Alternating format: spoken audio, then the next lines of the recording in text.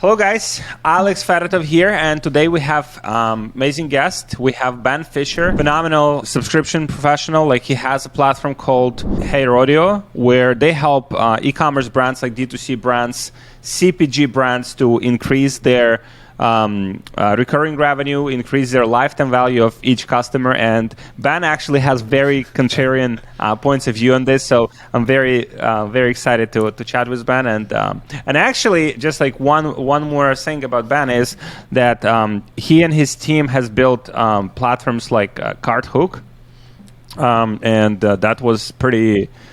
Like, I remember CartHook, and it was amazing solution. Thank you. Alex, thanks so much for having me. It's nice to be here and to share my semi-contrarian points of view. The current platform, the Rodeo, allows entrepreneurs to increase their lifetime value, but you yourself, as you mentioned on a brief conversation we had before this call, that you are not very excited about subscriptions, and you're saying a lot of entrepreneurs are doing it in the wrong way. Yeah, no, I think, I'm a subscription nerd. So, I've been building B2B SaaS companies for the last 12 years. I love the idea of recurring revenue. I love the idea and the promise of subscriptions of set it and forget it. I guess where it breaks down for me is that, well, I'm of a certain personality, and in speaking to a lot of people in my life, my point of view around subscriptions has evolved. Where a subscription isn't always the right solution. And in particular in CPG, where you have shelf-stable products like coffee or drinks, subscriptions actually can suck. They are inconvenient. And the reason behind that is your consumption patterns are irregular, right? Like, if you were to subscribe to medication, you have 30 days worth of pills, right? But if you're drinking coffee, your consumption will vary. Sometimes you're out of town. And that's actually the number one reason why subscribers cancel, is they get too much product. And so the consequence of that is that that's such a good point. Yeah. I have you're familiar with Athletic Greens? Yeah, for sure. They were a CartHook customer. Oh, really? Yeah. So I have this, I've been there subscriber probably 1 year ago or so, 1.5. I was their subscriber for probably a year. And so sometimes I forget to take it, you know. And in my, in my kitchen, I have maybe 10 packs of Athletic Greens that are sitting there. And now I have guilt because I bought it, and probably some of the stuff is already expired, right? And then I just had to pause that subscription. Yeah, and you're lucky, or I would say Athletic Greens is lucky that you paused it, you didn't cancel, because typically most people cancel.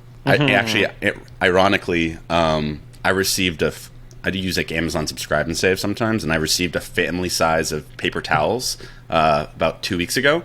I still had paper towels, and so I got this huge shipment of paper towels, and I had no shelf space. So I now have, I'm not joking, I now have paper towels in my freezer because I had nowhere else to put them. But the first thing I did is I went and I immediately canceled my subscription. And so, I'd say that's just sort of the reality of, we'll call them shelf-stable products, is that the consumption period varies, and that's the number one contributor of why people cancel. But then you also have this other macro trend, which is because subscriptions in aggregate are a really effective way of increasing lifetime value, every brand is doing it. I think the last stat I saw was that 80% of direct-to-consumer brands on Shopify offer a subscription. And so, the consequence of that is that, people's budgets haven't changed. And so, but now you have 80% of brands basically asking to have a subscription contract with you. And so what's happening there is, people are going to be increasingly reluctant to subscribe because they only want and can have only so many subscriptions in parallel. But also, people are getting burned, having a shitty experience with a subscription. Everyone's that story that you gave, everyone is having that. And so based off of those experiences, people are more reluctant to just hand over their credit card. And so sort of our philosophy, and where I've kind of arrived at, is that subscriptions are great when they work, but not everyone's going to subscribe. And there's a lot of customers who would be great basically would be great repeat customers, but your brands are ignoring them because they're trying to shuffle everyone into a subscription program, where in fact maybe the best way to maximize a individual's lifetime value is basically to match the sales strategy to that customer. So like some people might be willing and want to like buy in bulk. Other people might be more receptive to like a prepaid subscription. Other folks might just want a reminder to buy every X number of days. That's actually the way I did. Is I set a calendar reminder like every 30 days to basically check, do I need more coffee? And if I did, in my calendar, I actually had a link to the product to buy it again. And so I hacked it myself, and then I looked at that and I was like, this is actually better because I'm in full control as a consumer. It's still super easy for me to buy because, but I've eliminated the sort of having to remember to check to see if I need more. So this is what the Rodeo is all about, right? Yes, it's about what we call consumer-centric subscriptions, where it's about maximizing lifetime value for each type of customer profile and not just trying to shuffle everyone into a typical subscription.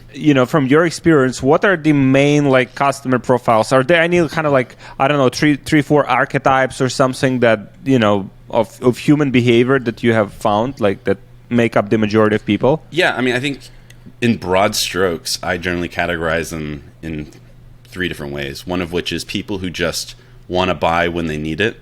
And that would be your typical, we'll call it a la carte buyer, where they'll buy in response often to like your email marketing or your advertising, or they'll just think of it. And then on the other side of the spectrum, you have people who want to subscribe and just will set it and forget it.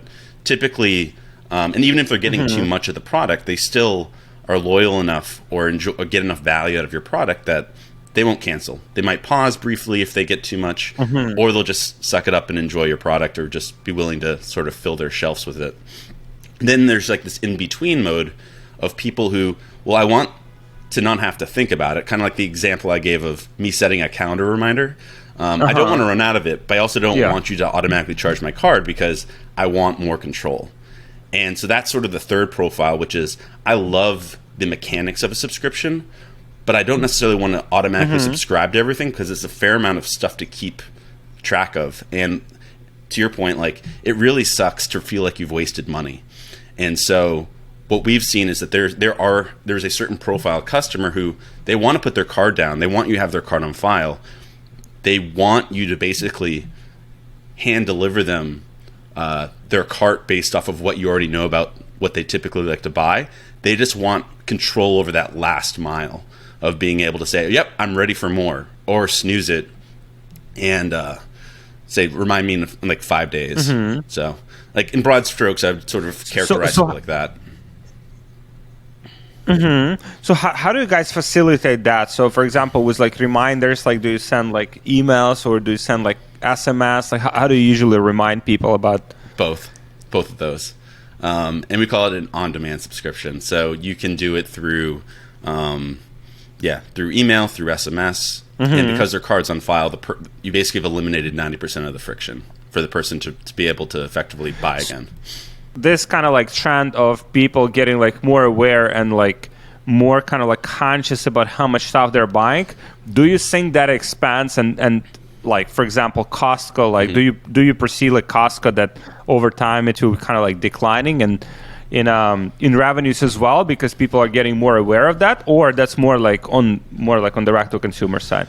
Well, I think it depends, and I certainly don't have all the answers. I think Costco is actually an interesting example because they're not a subscription model. They have really a membership model, right? Like that was the original Costco, which was basically similar to Amazon Prime. If you're a Costco member, you can shop at Costco and you save money by buying in bulk. And that's certainly that's actually, when I was talking about like the different profiles, that is a profile of a customer where they just want to buy in bulk. That way, and I know I have some friends who do that. They'll buy like a quantity of 5 of coffee just so that they themselves can control their replenishment period, and they'd rather have 5 bottles on hand rather than only get 1 bottle, right? It also gives you a little bit of a window, like a margin for error if you forget to buy it or if you forget to replenish it. But I think it also depends a lot on where you live. Like I live in New York City. I have a relatively small apartment. I don't cook, so I don't have that much shelf space, and so I'm probably one extreme of a type of consumer versus my parents. I grew up in Maine on a tree farm. They have a lot of shelf space. They have a pantry, which is unheard of in New York. And so they're much more comfortable buying in bulk. And I think also when you think about like families with like young children, they probably are buying in bulk. So, time will tell to what extent it'll affect to what extent it'll affect D2C or how people's behaviors will change. But so I think it'll always exist, and I'm not predicting Costco becoming any less relevant. You've built like multiple like software like platforms, and all of them have served like e-commerce entrepreneurs, like D2C businesses. CartHook, well, I would say probably the last 4 products I built focused on e-commerce. My background's as a programmer and designer, and so I was really early into just I love building digital products, and I sort of describe myself as I'm a problem solver. And in my early my first companies that I started, I built really cool products, but I couldn't figure out the business model. And so after kind of falling on my face several times, I was like, you know what? I'm going to make this super easy, and I'm going to remove the business model as or whether or not people will pay for it as a variable, which was, so it's like, I'll focus on e-commerce where I can help people make more money and then participate in that upside. It just seemed like the simplest way to build a company. And in that, I became really interested in, helping other entrepreneurs, like basically, I would say, give them superpowers by building tools that help them like create leverage and automate tasks and do things. Like with CartHook, it was this idea, we were looking at ClickFunnels, right? And this mechanism of post-purchase upsells was really powerful, especially in comparison to pre-purchase. And so we were looking at Shopify, and we kept hearing from marketers that they're like, I wish there was a way to do post-purchase upsells and specifically have like a one-page checkout on Shopify. And at the time, that didn't exist. And so we found a way to do it. And then ironically, that was like 7 years ago. And last week, Shopify announced that a one-page checkout will be default. One-page checkout. So there was something we thought that was kind of like, yep, okay, cool.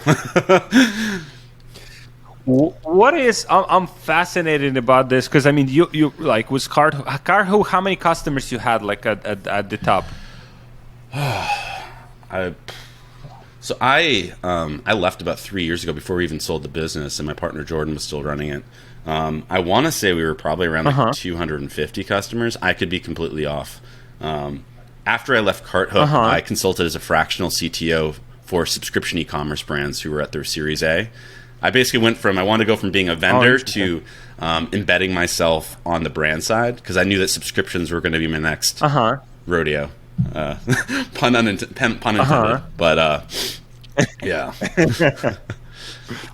Okay, so 250 merchants. Like how much would you estimate like was the processing like volume? Like how much like in transactions? We did close to. I remember when we first were doing like $200 million in processed revenue on behalf of merchants. I think in total we processed close to $1 billion over the course of 5 years. Oh, wow. I haven't looked at the stats in a long time, but that's my recollection. And in general, we increased average order value by around 25%. And so I think we added about $250 million in post-purchase upsell revenue for merchants. What have you seen across the bigger set of data? Did one-page checkout like outperform like the regular like standard Shopify checkout? Do you think it's cool move from like Shopify to move in that direction, or you think there's like other ways to improve the checkout process? I mean, I think there's multiple layers to an answer there, right? To your point, what you said around like a one-page checkout sometimes is sometimes better, sometimes it's not. That's true. A one-page checkout doesn't always perform the best. I think the biggest variables are sometimes adding friction can help. It's interesting because like with CartHook, often what drew people in was this idea of a one-page checkout, because people had been asking for it for years on Shopify. And so that would often draw people in, but what really kind of kept them was the ability to create sales funnels and like post-purchase upsells. I will say, so that like, especially for like, we'll call it like for good marketers, that was a huge part of the value proposition, especially once they started seeing how much revenue it would add when you first were acquiring a customer. It made the difference between potentially being breaking even at customer acquisition versus losing money, right? And so it was a critical tool for a lot of brands. In terms of conversion rate, I know from speaking to a lot of brands, even in the last 3 years, like when Shopify ultimately required people to no longer use cart hooks separate checkout and everything had to be native on Shopify, there were a number of brands who approached me and said our conversion rate went down. With that said, I think that there's a lot of really positive things around Shopify's checkout, and specifically Shop Pay. Like Shop Pay, which is their like one-click accelerated checkout, is extremely effective. We've done A/B testing against other checkout flows, and Shop Pay is fantastic, especially for mobile customers. And so I'm very bullish on it. And I think a lot of the early or historical complaints around the checkout page being locked down has incrementally been sort of eliminated as it's no longer as true today as it was before, and Shopify's continued making it increasingly more modular. So you're saying they finally kind of like listen to the merchants and their like feedback? Yeah, I mean, I don't think they were ever ignoring it. I think when you're building any business, it's kind of, you have to pick. There's only so many things you can do and what sequence it is, and my assumption, and I have no inside information on this, but like my assumption is, there were other priorities, whether it was like their merchant services or other things that ultimately enabled them to, frankly, probably make more money from brands. People weren't leaving Shopify due to the checkout. They were just frustrated by it. But doing like Fulfilled by Shopify and stuff like that, those were probably what enabled Shopify to expand their market. Things like that, probably, that's, if I were to guess, that would be one of the reasons why it took this long for them to change their checkout. But also, messing with your checkout is a bit of a scary proposition for any platform, because like Shopify, they can roll it out and it affects every single store in their network. So if you're going to do it, they're going to be very, very I'd say slow to do it, because it has very real implications. Your solution is competitive to recharge? Yeah. So I'd say like we've positioned ourselves. It's not about subscriptions per se. It's about maximizing the right way to sell to a customer. But yes, yes, we are. What are the main reasons like people transition from like recharge to your platform? Well, I think so. Part of what we did from early on too was focusing on we'll call it like stores that already had product market fit. One of the lessons I had taken from CartHook was, especially in the Shopify ecosystem, there were a lot of smaller stores where, and I love working with entrepreneurs of any scale, but part of what I realized was, as an entrepreneur myself, I could provide the most amount of value by helping folks go from, if you're already doing $5 million a year in revenue and I can help you increase that by 20%, I'm providing a whole lot more value to you as a merchant, and I'm able to have a healthier business on my side. And so working with brands who already have scale, so for us it's like north of $1 million a year in recurring revenue, at that point they already have established that they're good marketers, they have a product that people like. That's when we can start to work with them and basically be like, we can provide you the tools that enable you to basically grow your top line as well as your bottom line. So focusing on customer retention, as well as helping you maximize, average order value, whether that's through prepaid subscriptions, by helping you buy in bulk. And with that, it's like we're able to provide and afford to provide a lot more technical advice to brands, because by nature of working with larger brands, we have fewer customers than the competition. And so, that sort of consultative piece is really fun. And rewarding for me personally and for our team. What would you say like the biggest like trends? So one of the trends you mentioned, that kind of the human behavior is changing, right? So what are the other trends that you are observing, like from your perspective, like being in this industry for like 8 years? Yeah, I mean, that's an interesting question. I think as Amazon has become sort of ubiquitous in our lives, even like that one click buying experience and recommendations, like basically eliminating friction has become increasingly critical, which is not surprising to anyone, I'm sure. So that's probably not a helpful observation, but I think it's become increasingly people won't work with you if it's not a great consumer experience, because we now are sort of spoiled by how many, like, we'll call it well-financed consumer products we have, whether it's Facebook, Instagram, TikTok, whatever. Like, the bar has been raised around the consumer experience. And so if you're a brand and you have, if you have a brand, whether that's in e-commerce or not, the bar is much higher. And there's a lot more competition because people have, especially with, we'll call it the popularity of Facebook advertising, Instagram, whatever, what have you. There's just a lot more competition for eyeballs and for dollars. I think the other trends that I've seen is the incorporation of video. So it's actually like playing off of things that we as consumers have become accustomed to, like whether it's TikTok or short form videos. I've been seeing more and more e-commerce brands incorporate basically what feels like a TikTok experience for being able to view like product catalogs and then being able to buy, which is a really interesting sort of insight or observation for an entrepreneur to take, from looking at what are the products that consumers are using that are addictive, for better and for worse, and like incorporating that experience into your e-commerce store. Do you have any specific kind of like benchmarks? Let's say like a new merchant comes to you and from your perspective to evaluate, your like repeat purchase rate is like lower than it should be, or it's actually higher than it should be. So do you have any specific like benchmarks in mind after working with different merchants in different categories? Well, I mean, it varies so much. So I think there's two ways to answer that. You can look at sort of macro category trends, which frankly I'm not as much of a nerd about. So I actually don't know those exact numbers. Then the other way to look at it is at the individual store level. So there is like Varos, right? Varos, I think, like a platform that kind of like aggregates all of the data. Maybe it's more the marketing side, like the CPA and stuff like that.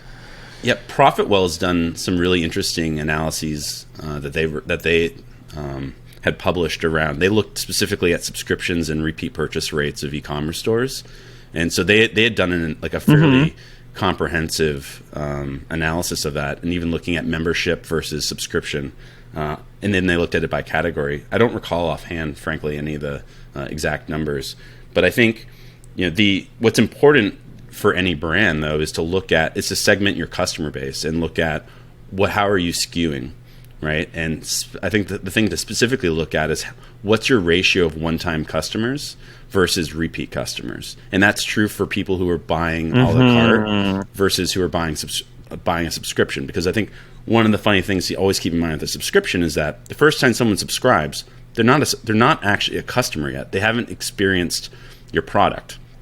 By and large, you're typically attracting two different people. Like they're basically subscribing possibly for the discount. And what you'll look at is there always will be a segment of customers who will cancel before they've even received the product. And that is an easy way for you to tell, well, that person subscribed for the discount. And so I always would look at your analytics around segmenting it based off of behavior. What ratio of people are repeat buyers? I've heard widely, and I've seen widely different ratios. In a perfect world, most of your customers would be buying multiple times. We know that doesn't happen. So I frankly don't have a good answer. But those would be my tips in terms of looking at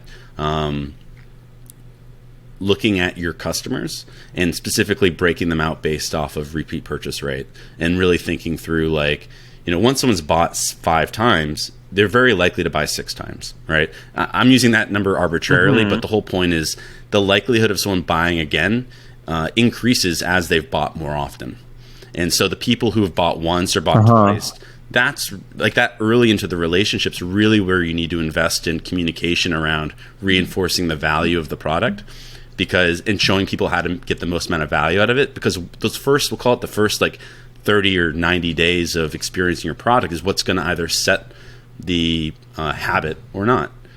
Those are the most predictive of whether or not someone will continue buying from you. What were some of the best like experiences that you've had buying, like, or some of the best brands that like you were like, wow, this is like next level? You had any of those?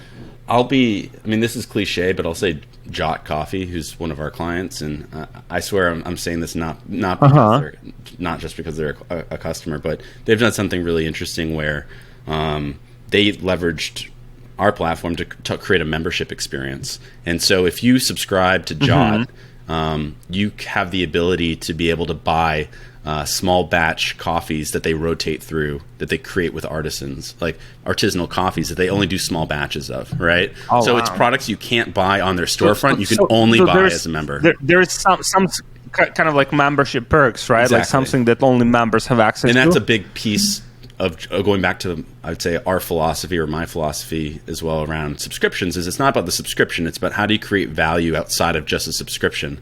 And so curation of like, we'll call it small batch products is great. Amazon's done that, frankly, with Amazon Prime, where you get like access to videos in exchange for having your Prime membership, right? So it's not just about, you know, yeah, you get 2-day free shipping, but you also have value or access to these other benefits.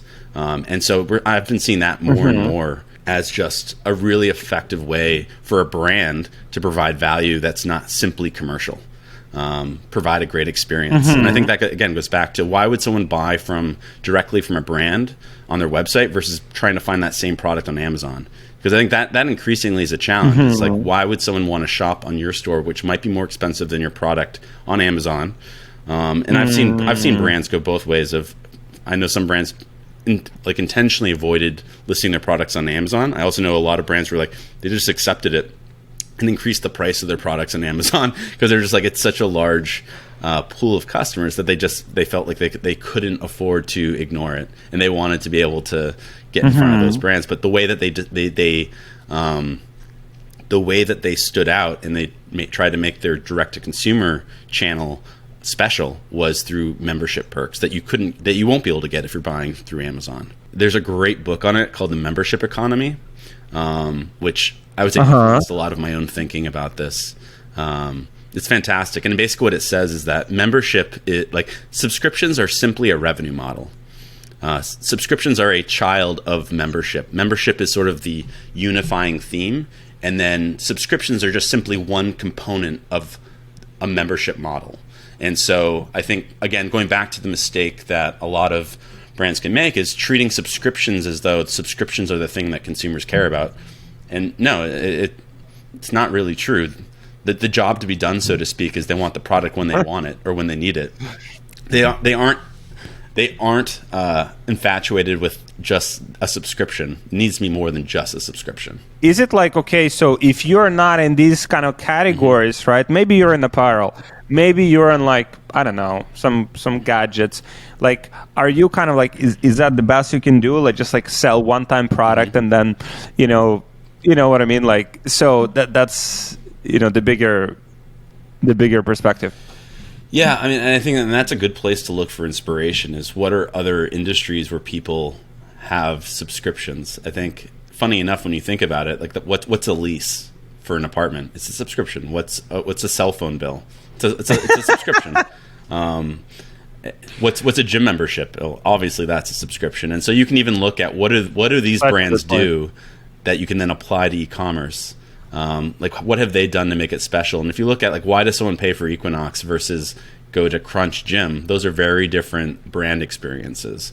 And so I don't have off the top of my head, and I should.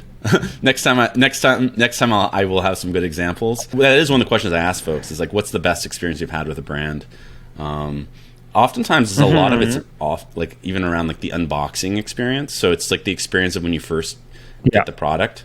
I know that there was one brand called Hunt-A-Killer that Hunter Hunt Killer? a Killer. Yeah, basically, I think it's a game where you basically, it's like a mystery game. They have a bunch of different games, and I know one of the marketers, the agencies that was behind the marketing in that, and like the subscription strategy, and they did a really, really good job of we'll call it that first like 90-day experience around once someone receives the product or receives the game, everything around the communications with that customer, and then even hooking them into it, and then getting them to like upgrade to an annual subscription once they've received the initial product. Like they did a lot of really smart things around just the educational experience and I would say being engaging during those first like 15 days of actually receiving the product. Digital products, right? Like, so kind of like incorporating, have you seen maybe some brands like incorporating like a digital kind of community with like live calls, with, you know, these kind of more like intangible things, like for the physical product business? Yeah, I mean that's a tough one because I think it really depends on the brand. You know, just because you buy Advil, do you want to be a part of an Advil Facebook group or of an Advil community? Right? I think it's more. There are certain, especially if you're selling a product that's around a lifestyle.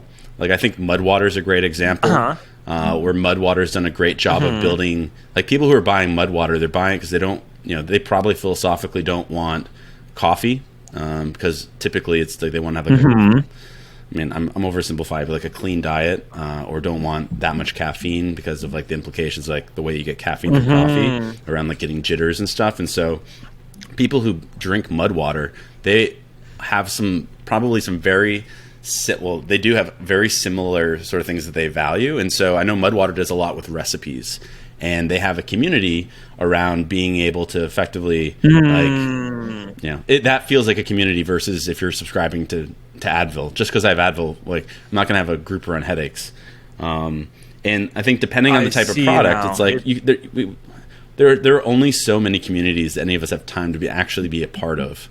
I'm not going to be a part of a community for every single product I purchase. Probably the ones where I have like the strongest affinity towards. And I think if it's a reflection of your lifestyle or something about your lifestyle, those are the ones where there's just a more natural opportunity to have we'll call it an engaged group. But if you're selling a food or a drink, doing something around recipes, it doesn't always have to be a community because there's only so much time people have, but that you still can create a sense of community, whether that's through user-generated content and, you know, sharing that. Yeah, there's a lot of, and I think we'll increasingly see we'll always see creative ways that brands think of how to connect with their customers. And you know, we talked about ClickFunnels, you know, on the software. Like we go to their events like every year, and it's so like, I mean, people like it's, you know, they're so excited, and like it's incredible what they have built. Like kind of like applying the same principles, creating identities for people, even like Funnel Hacker. Yep. Like, so people put it on their T-shirts, on their hoodies. In industries, usually what happens, so, you know, I'm in cosmetics, I'm looking what other cosmetics people do, and I kind of like copy, and then someone copies me, and it's kind of like, you know, that's usually what happens. And the people who bring the innovation from like maybe outside of their industry or totally different industry or different niche, that's usually when, you know, that edge can come in. Like, I don't know, that's from my perspective. What do you think about that? I mean, I completely agree with you. And ClickFunnels is actually a great example of, like Russell, like they've done a great job of creating a community. Everything around their award shows, and like, you know, if you reach, they have all these different levels that you can reach, and like you get a physical like award for reaching that goal. I think, you know, even thinking back to early Microsoft and Apple, you know, think about that, like the camps and like the ways that their marketing was really smart around really having you draw a line. It's like, why, you know, the fact that they were able to create such a strong, we'll call it community, or at least Apple was able to create such a strong community around their products, when it's like, it's a computer or it's an iPhone or it's an iPod, right? Yeah. No, I think that's where you see really smart marketers doing amazing things. It's like, I wouldn't have thought of that. And I think for any of us, it's like that is something to learn from. But even I'd say within e-commerce, I'm not sure how many people are diehard BigCommerce fans or Magento. I don't think it's, but like people are very like, especially in the Shopify world, and certainly I'd say like in the early days of Shopify, there was very much a strong sense of community. And with Shopify, I think one thing they did really well early on was they had like an app store, and people building on Shopify. There's pros and cons of that when you talk about platform risk. But that's true for Facebook, LinkedIn, any sort of platform. But I think people will often associate themselves with Shopify if they're building apps on Shopify. And Shopify, certainly early on, did a really good job of celebrating entrepreneurs who were building apps in their ecosystem. And I haven't seen that done as effectively as other platforms. Let's say you start working with with a new client, right? What would be the one thing, or maybe like one question that you would encourage them to think about when it comes to like lifetime value? Yeah, I mean, one of the first things I always when I'm first talking to an entrepreneur, one of the first things I'm asking is I'm trying to understand their numbers and how well they understand their own numbers. And by numbers, I'm typically looking at churn rate, repeat purchase rate, because ultimately, I think one of the big things is if you need to understand your different segments of customers, because that's going to impact and drive or inform a lot of the different ways that you can increase revenue, and not treating everyone as the same. And so specifically, like if you're not doing cohort analysis, you need to be doing cohort analysis and then looking at and really understanding, even within those cohorts, what are the differences and things that are really appealing to different customers? Because one thing I'll tell you is, especially when you're talking about subscriptions, we have this inclination to oftentimes like just push discounts. Like, oh, you get 20% off if you subscribe. Not everyone's motivated by a subscription. And if you're giving everyone discounts all the time, you're just training them to discount your product or expect a discount. When in fact, the right carrot for different types of people might be maybe a discount is not the most compelling way to get someone to buy again. Maybe it's throwing in a free product, right? So even doing experiments around what's the product that you can bundle, or even offer as a gift after like the first purchase that gets them or provides a great experience, or like a nice, we'll call it like dopamine hit, where you're surprised, oh, I didn't even expect to get this included in my next purchase. But experimenting with different ways to offer, or different perks to offer, rather than just relying on discounts. That's such a good point, because that's usually like the default right mode for all entrepreneurs. And like, the more discount, give them more discounts. You like just force it into them. And another strategy I've seen work well too is providing store credit. So rather than discounts, offering like $5 or whatever that number is, you can experiment with it. Like we've done tests there where we found like offering them $10 actually didn't result in any difference in behavior versus offering them $5, where both of them were effective in getting someone to place another order. And so I think that's one of the things too, is never assume that what you're doing is necessarily right. And not to say that you have to test everything. There's certain things that just aren't worth testing. If it's working great. But again, especially when you're thinking about discounts, and you're thinking about things that have like monetary value, just keep in mind, especially if you have large enough numbers, don't just rely on, I'd say like inspect your assumptions and test them. Thank you, Ben. So how can people connect with you? Sure. I'm on Twitter and LinkedIn, probably more active on LinkedIn. My username on both platforms is Skinny and Bald, because I'm kind of skinny, kind of bald. And so, I'm there, and I'm posting stuff on LinkedIn. We have a podcast called Subscription Radio, so we post a lot of sort of takeaways from talking to D2C entrepreneurs there too. And you also DJ? I was a DJ in high school. And so, Oh, really? Yeah, I had a radio show called Breakdown DJ Fish. Yeah, so very much into hip hop, and you still do it? not so much anymore. No, You still do it for fun? I do hip hop and like freestyling. I would say there was a period where I very much am into that, and when I think about products and building digital products, I often think about or inspired by hip hop and thinking about it's like doing something and doing it with style and just trying to figure out how to inject personality and creativity and to even like the most possibly boring spaces, because I think that's ultimately, even when I think about e-commerce, it's like what I want to be doing and like what I love doing is figuring out how to do something that has utility, like it's valuable, but it's also fun. Yeah, thank you so much, Ben. Thanks a lot for having me. Many great insights. So curation, I'll just summarize a few of them, like some of the like easy wins for people that are watching. So curation of products that you can offer to your members only. So another like reason for people to become members on your platform. Then membership economy, great book for entrepreneurs, going through segments and different cohorts of your customers to understand like different behaviors and how you can influence those.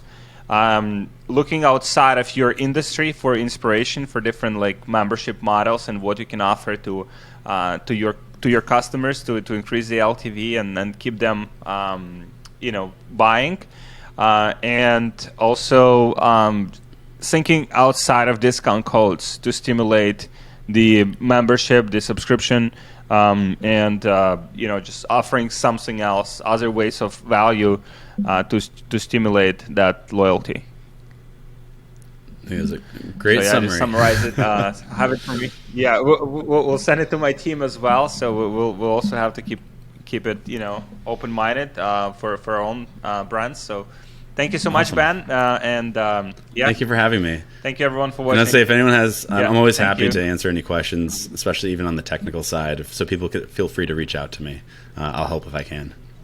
Yeah. And our website's hey.rodeo or heyrodeo.com. Oh yeah. So we'll include the website so you guys can check it out. It's for Ben. So if you can give like 1 minute, maybe like introduction. So this is for brands that already like have product market fit, as you said. Yeah, right? So brands who are doing north of $1.2 million a year in recurring revenue, and what they're focused on. Like we work with brands that are anywhere between a few $1 million a year in recurring revenue to the high tens to early hundreds of millions of dollars. And so in subscription revenue. Yeah. And there are brands that are doing like $100 million in like subscription. Yeah, revenue. I mean, and some of those are brands that I've worked with, like on my own. So I'd say that if our sweet spot really is if you're a brand doing around somewhere around $5 to $10 million a year in recurring revenue, working with us to focus specifically on strategies to increase retention and lifetime value. Doesn't mean we can't be helpful below that and above that, but those are the spots where oftentimes you'll see people are stagnating around growth, and where retention is really and finding ways to increase AOV really have a huge impact on your business. Awesome. Thank you, Ben. Thank you for sharing. Guys, thank you so much for watching. All right. We'll see you in the next episode. Thank you for having me. Appreciate it. Yeah, thank you.